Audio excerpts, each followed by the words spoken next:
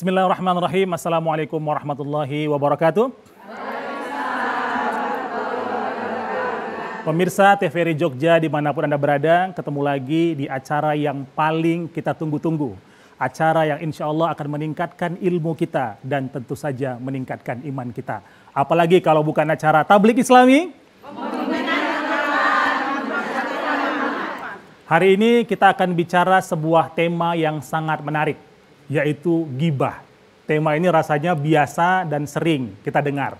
Tapi saya nggak akan sendiri, saya akan bersama dengan Pak Kiai Edi Mustafa. Beliau adalah Dai Yogyakarta. Assalamualaikum Ustaz. Waalaikumsalam warahmatullahi wabarakatuh. Ustaz, sedang sibuk apa ini Ustaz? Alhamdulillah ya, membimbing masyarakat, mendampingi masyarakat agar senantiasa kita menjadi orang yang semakin baik. Jangan suka ghibah dan perilaku negatif lain. Benar. Jadi kata kuncinya tetap jangan ghibah Ustaz ya. Ustaz, ini kita tidak sendiri. Di studio kita ada kedatangan ibu-ibu yang insya Allah jauh dari ghibah ya Bu? Ya. Jauh. Yang pertama kita kedatangan dari Majelis Taklim Qurratu A'yun.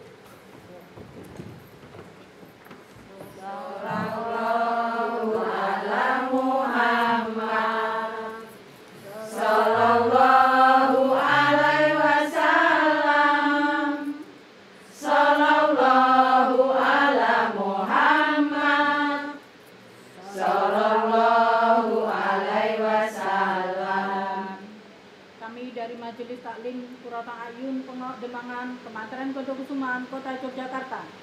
Rajin mengaji, istiqomah selalu. Masya Allah. Terima kasih ibu-ibu dari Qurratu A'yun ya. Silakan duduk ibu-ibu. Nah selanjutnya di sebelah kiri kita Ustadz, ini ada Majelis Taklim Babul Jannah. Kami dari Majelis Taklim Babul Jannah Sutradaran Tegalrejo. Jaga hati, jaga lisan, jaga perbuatan. Masya Allah, Ustaz ada kata-kata jaga lisannya Ustaz. Betul. Ini rasanya cocok dengan tema kita hari Betul. ini. Ustaz, biar nyaman kita duduk dulu Ustaz. Oh ya, Silakan, siap. Ustaz. Siap Mas Taufik.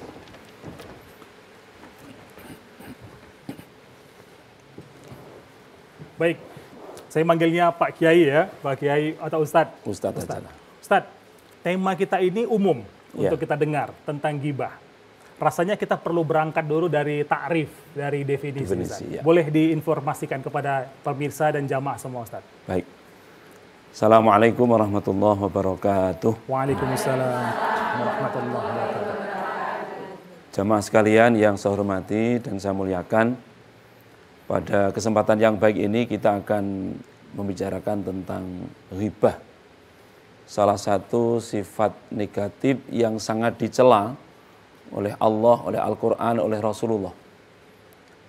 Jadi kalau di dalam Al-Quran, ya ghibah itu artinya orang yang suka membongkar aib orang, yang membongkar kejelekan orang, kemudian diceritakan kemana-mana. Ya. Bahkan kemudian Al-Quran itu mengecap orang yang suka menghibah itu disamakan dengan makan daging saudaranya yang sudah mati. Itu menunjukkan betapa tercelanya perilaku ghibah. Ya. Saya kira itu definisi pendeknya Mas Taufik. Oke. Ya. Membongkar aib, tadi ada kata kunci itu Ustaz ya. Ustaz, lalu muncul pertanyaan begini, kalau misalnya saya cuma sekedar menceritakan, tapi tidak membongkar, apa itu ghibah? Ya, jadi ketika orang sudah tahu kejelekan orang, keburukan orang, aib orang, meskipun informasi itu bukan dari dirinya, mungkin dari orang lain, dari media, dari WA kita, lalu kita ceritakan kemana-mana, itu juga bagian dari ghibah. Ya. Minimal dia menjadi bagian dari orang yang ikut menyebarluaskan berita yang tidak baik itu. Jadi nanti itu ada mungkin bisa kita bahasakan ada dosa yang multi level. Dosa multi level, gimana itu Ustaz? Ya ketika kita menyampaikan itu kepada seseorang, lalu disampaikan terus, bergelinding terus, maka dosa itu semakin menumpuk juga kepada kita. Harusnya kita cut, stop di kita. Jangan kemudian ikut menceritakan kepada orang lain. Meskipun kita bukan orang yang pertama mengkorek kejelekan orang tadi itu. Nah ini menarik ini Ustaz. Tadi Ustadz menyebutkan bahwasanya ghibah ini bukan cuma verbal, ketemu langsung, tapi ada di media sosial. Ini kan lagi hype banget ini Ustaz. Ini bisa dijelaskan Ustaz? Ya saya kira sekarang media itu kan luar biasa ya. Media itu bisa punya dampak positif dan negatif. Kalau yang kita sampaikan positif, tentu akan menjadi kebaikan untuk kita semua. Tapi kalau negatif juga sangat destruktif merusaknya. Bahkan kadang lebih cepat ya daripada pertemuan langsung seperti ini. Karena media itu luar biasa. Nah, oleh karena itu saya kira menjadi penting ya bagi kita semua, kalau kita itu punya media, punya grup-grup WA umpamanya, tapi kalau isinya ghibah-ghibah tok itu hendaknya kita keluarlah. Jangan menjadi jamaah orang yang suka menghibah. Ya. Karena media sosial itu luar biasa saya kira. Contoh umpamanya ada berita tidak baik dari seseorang, lalu diberitakan di grup, kemudian didiskusikan kadang. Nah itu sebenarnya bagian dari semakin mempertajam yang disebut dengan perilaku ghibah itu. Oh. Ya. Jadi sebenarnya ghibah itu nggak ada yang hasanah Ustaz ya? Oh nggak ada. Nggak ada ya. Pasti ghibah itu sayyi'ah. Kalau gitu, kita Ustaz. bicara ghibah itu pasti namanya sayyi'ah. Sayyi'ah. Ya. Terus ada pertanyaan begini Ustaz. Misalnya saya cuman sekedar curhat lah ini Ustaz. Curhat dengan orang lain gitu ya. Tapi di dalam curhat itu ada menceritakan teman lain. Nah, ini apakah termasuk ghibah atau curhat atau bagaimana kita membedakannya ini Ustaz? Kalau menceritakan motivasinya tidak ada motivasi buruk, tetapi mungkin untuk mendukung fakta, mendukung alasan argumen, ya saya kira nggak apa-apa. Itu sama dengan begini, orang di dalam rumah tangga umpamanya ya, itu tidak boleh menceritakan aib pasangan, ya suami istri itu. Boleh menceritakan kalau ada kasus terkait dengan curhat tadi itu. Oke. Mungkin datang kepada konsultan, datang kepada ahli hukum, menceritakan aib pasangannya karena begini-begini dalam rangka untuk menuju kebaikan. Itu boleh. Itu bukan termasuk ghibah. Oke, itu curhat yang boleh Ya, Ustaz ya? ya, jadi memang ada tujuan baik yang ingin dicapai dengan penyampaian aib-aib tadi itu. Ustaz, kalau kita lihat kan terma ghibah ini rasanya kan bukan barang baru Ustaz. Ya. Pasti ini kan sudah ada bahkan sejak 14 abad yang lalu Ustaz. Betul. Boleh diinformasikan sedikit Ustaz, apa sejarahnya gitu Ustaz? Ya, antara lain yang bisa kita lihat ya, satu hari Rasulullah itu meminta seseorang, kebetulan di bulan suci Ramadan, untuk membatalkan puasa dengan cara muntah. Ya, dengan cara mengeluarkan makanan yang ada dalam perutnya. Orang itu pertama nggak mau, ya Rasul saya itu puasa. Kenapa Anda memaksa saya untuk membatalkan puasa dengan cara muntah? Ya saya tahu kata Rasulullah Anda itu puasa, tapi tolong keluarkan apa yang ada dalam perutmu. Begitu orang ini muntah, yang keluar itu darah dan daging busuk. Maka sahabat yang lain terkejut, ya Rasul bukankah orang ini puasa? Iya. Kenapa yang keluar bukan makanan, bukan roti, bukan kurma? Kalau kita ya bukan gudeg gitu. Bukan gudeg, Jogja. Ya Jogja kan gudeg. Ya. Lalu kenapa ya Rasul yang keluar adalah darah dan daging busuk? Apa kata Rasulullah? Memang si fulan ini setiap hari puasa, tidak makan, tidak minum mulai dari subuh sampai maghrib. Tetapi lesannya tidak pernah puasa. Untuk mencaci maki, menghina, menghardik budaknya, terutama menggunjing orang lain. Makanya kata Rasulullah, karena di dalam Al-Quran orang yang menggunjing itu sama dengan makan daging saudaranya yang sudah mati. Maka Allah takdirkan yang keluar dari perutnya adalah darah dan daging busuk, bukan makanan. Jadi ghibah ini udah barang dari 14 abad yang lalu sudah terjadi Ustaz ya. Ya. Cuman kita-kita ini baru tahu dan lebih paham. Ya. Khususnya dengan kajian seperti ini ya ibu-ibu ya. Nah Ustaz, lalu muncul pertanyaan begini Ustaz. Oke, saya misalnya berniat menceritakan memang orang lain. Saya memang sudah berniat nih Ustaz, mau menceritakan orang lain. Tapi niat saya ini adalah untuk agar jangan orang lain itu terjebak gitu Ustaz. Terjebak seperti saya. Kira-kira begitu Ustaz. Ini gimana Ustaz? Ini ghibah juga atau gimana Ustaz? Prinsip begini, salah satu yang menjadi pertimbangan apakah perbuatan itu dinilai negatif atau positif adalah motifnya. Ustaz, tahan dulu Ustaz. Oke. Motifnya, kita berhenti dulu karena kita harus break saat. Siap. Pemirsa, jangan kemana-mana, tetap di Tablik Islami.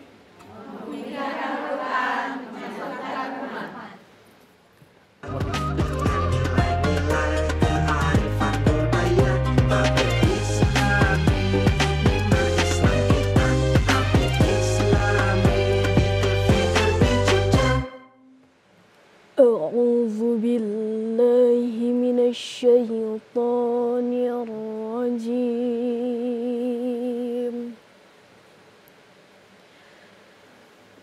بسم الله الرحمن الرحيم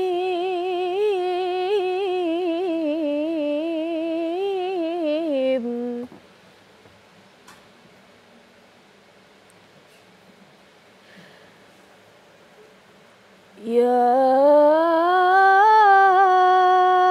أيها الذين آمنوا اجتنبوا كثيرا من الظن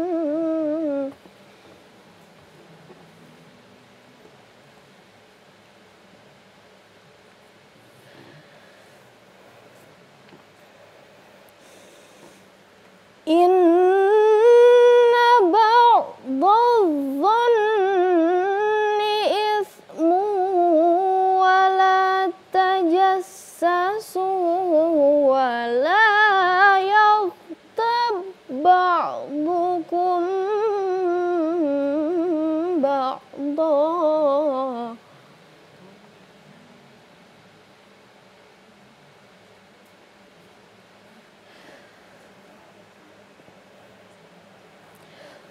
أيحب أحدكم أن يأكل لحم أخيه ميتا فكرهتموه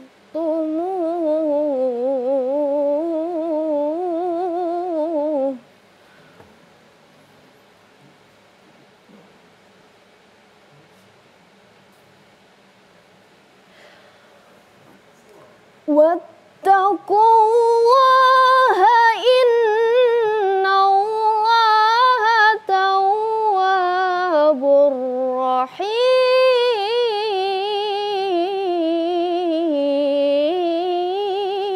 رحيم واتقوا الله إن الله تواب رحيم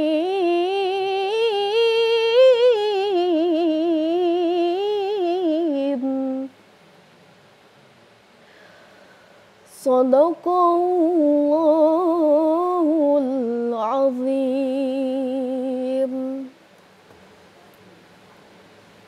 Sadaqallahul azim. Terima kasih Adinda Renaisa untuk bacaan Qur'annya. Renaisa pernah gibah?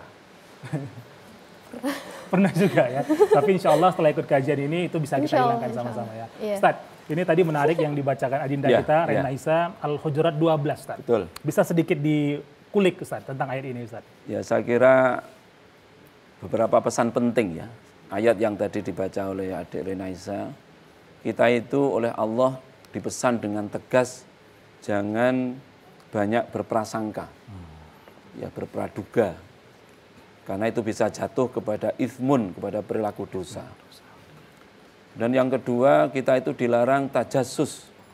Tajassus itu mencari kesalahan orang, metani salahé wong liya, ya, mencari kesalahan orang. Karena kadang orang itu kalau mencari kesalahan orang itu hobi, tapi mencari kesalahan sendiri nggak mau. Ya. Yang ketiga kemudian pesannya adalah jangan menghibah antara satu dengan yang lain. Jangan menceritakan aib satu dengan yang lain. Kenapa? Karena pada dasarnya setiap orang itu pasti punya aib, pasti punya sesuatu yang negatif dalam dirinya. Oke, setiap orang pasti punya hal positif pun sebaliknya punya hal negatif. Betul. Ustaz, ini ibu-ibu udah nggak sabar lagi Ustaz. Oh iya. Mereka mau bertanya. Kita persilakan dulu yang pertama dari Majelis Taklim Qurrata A'yun. Silakan ibu-ibu. Assalamualaikum warahmatullahi wabarakatuh. Waalaikumsalam warahmatullahi wabarakatuh. Nama saya Mardiah dari Qurrata A'yun.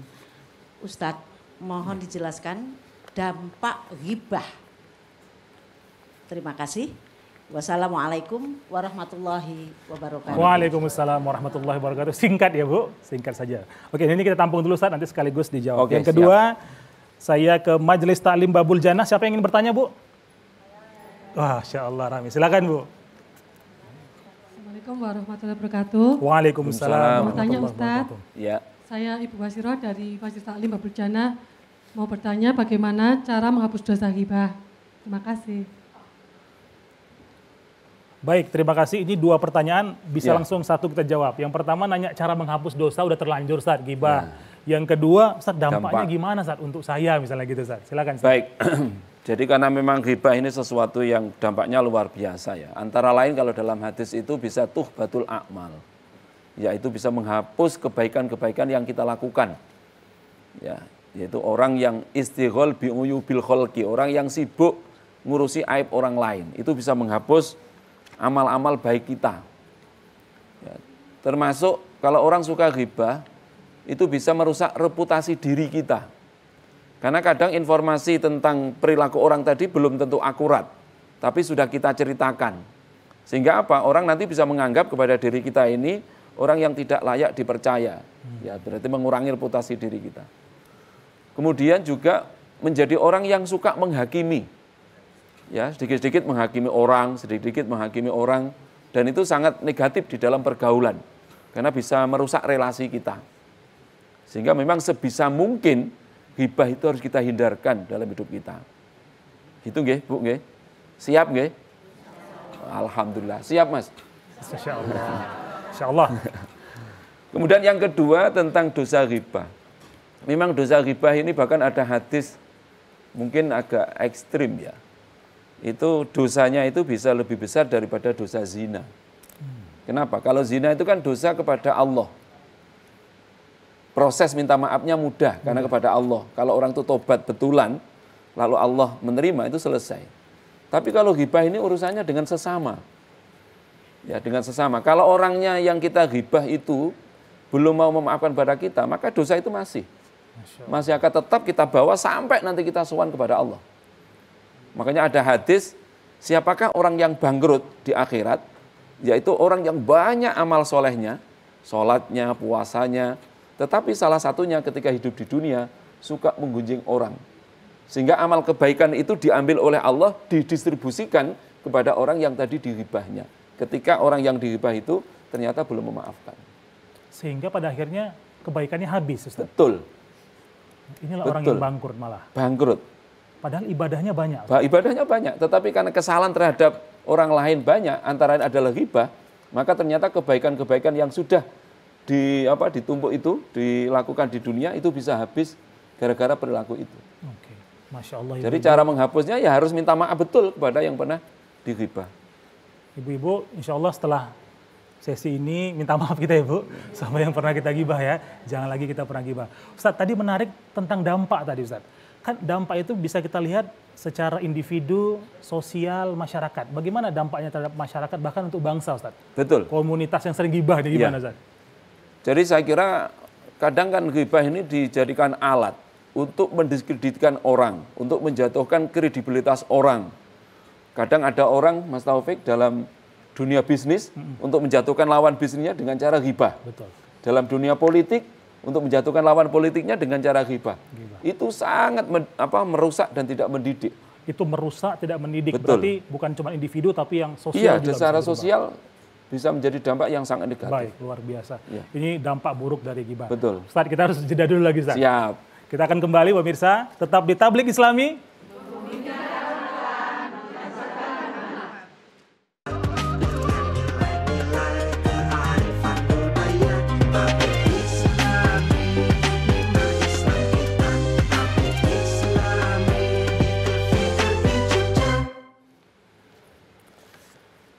Kembali lagi di acara Tablik Islami. Ustaz, ini nggak terasa kita udah di segmen terakhir ini, Ustaz. Oh gitu, ya. Ustaz, nah tadi sedikit menyambung Ustaz, terkait dengan dampak sosial. Ini bisa diulas sedikit lagi Ustaz, karena ini akan berdampak, apalagi ini tahun-tahun yang dibilang orang tahun politik, begitu Ustaz. Oke.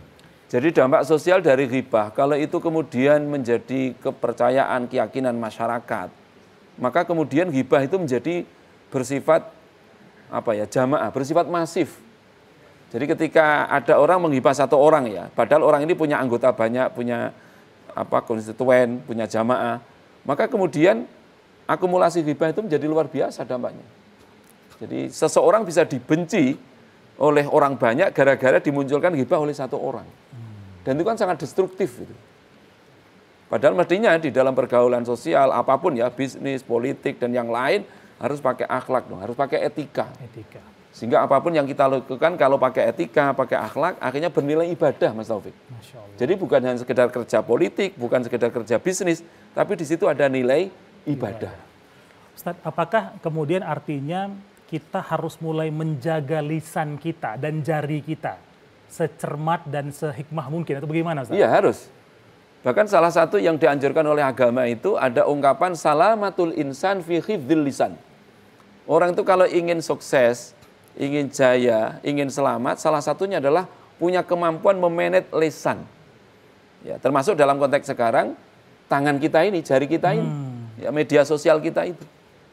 Ya. Oleh karena itu maka penting ya, kalau ada berita yang tidak baik untuk seseorang, kita harus cross check, betul tidak. Kalau toh itu benar, kita juga nggak punya hak untuk menyebarluaskan. Ya, bahkan justru harusnya kita tutup. Ya, kejelekan orang itu, aib orang itu mestinya harus kita tutup. Ya. Maka lihatlah selalu itu kebaikan orang, jangan melihat aib orang. Kita belajar husnudzon kepada orang. Fokus pada kebaikan, betul. Jangan fokus pada keburukan. Keburukan. Sehingga kita bisa bersama-sama untuk membangun bangsa ini. Betul. Ustaz. Ya. Ustaz, tips agar kita cermat, Ya. hati-hati dalam menjaga lidah kita, menjaga tweet kita, WA kita. Boleh Ustaz diinformasikan kepada kita. Ya, yang pertama saya kira mari kita membangun komunitas-komunitas yang baik, ya, bergaul dengan orang-orang baik. Makanya ada ungkapan wong kang soleh kumpulono. Nah, wong kang soleh itu kan nggak mungkin ghibah. Kalau dia ghibah pasti bukan soleh. Tapi wong sing senengane tolah-toleh. Ya. Jadi kita harus mencari kumpulan orang-orang baik. Yang kedua, kalau kita punya grup, mungkin di WA kita atau media yang lain yang suka isinya begitu, mari kita keluar, kita menghindar dari itu. Ya, karena hidup ini tidak lama, harus produktif untuk kebaikan, bukan untuk keburukan. Kemudian kita juga harus berjuang menjaga lidah dan jari kita. Kadang kita itu kan, maaf, istilah yang lain, ghibah itu kan gosip. Ya, gosip itu digosok semakin sip. Nah itu kadang kalau kita nggak mau terlibat itu kok kayak, apa ya, kok kurang gitu ya. Padahal itu harus kita hindari itu. Ya, lidah kita, jari kita jangan sampai terlibat kepada gosip itu. Sekecil apapun. Ya, sekecil apapun. Karena orang itu kalau sudah terbiasa ghibah, gosip, itu ada nikmatnya loh. Ya, ada candunya di situ. Ada candunya saja. Jadi kalau nggak ghibah tuh gatelan gitu loh. Nah, oleh karena itu kalau ada komunitas-komunitas yang seperti itu, mari kita hindari, termasuk grup-grup kita yang mungkin punya potensi seperti itu. Ustaz, kalau ada satu tagline sederhana untuk menutup sesi kita ini, Ustaz. Gibah, apa Ustaz? Tagline sederhana untuk menghindari gibah. Hindari ghibah agar kita sukses dunia akhirat. Baik, hindari gibah agar kita sukses dunia akhirat. Ibu-ibu, terima kasih. Ustadz, ini adalah akhir dari kebersamaan kita. Renaisa, terima kasih. Pemirsa TVRI Jogja, dimanapun Anda berada. Ini rasanya, gibah ini rasanya kita ngomong gibah ini akan kurang terus ya. Tapi sayang sekali waktu kita sangat terbatas, maka kita harus akhiri sesi kita kali ini. Saya ingat tadi Ustadz menyampaikan sebuah hadis atau apa ini Ustadz? Salamatul insan fi hifzil. Ini menarik sekali, saya ulangi sekali lagi, saya bold sekali lagi. Salamatul insan fi hifzil lisan. Keselamatan kita sebagai individu maka seringkali bermula daripada apa yang kita ucapkan. Untuk itu, mari sama-sama kita introspeksi diri kita jaga ucapan kita, dan insya Allah kita bisa menjadi pribadi yang baik. Bukan saja untuk diri kita, lingkungan kita, masyarakat kita, agama kita, dan tentu saja bangsa kita. Kita pamit di edisi kali ini, insya Allah bermanfaat. Wabillahi taufiq wal hidayah. Wassalamualaikum warahmatullahi wabarakatuh. Waalaikumsalam warahmatullahi wabarakatuh.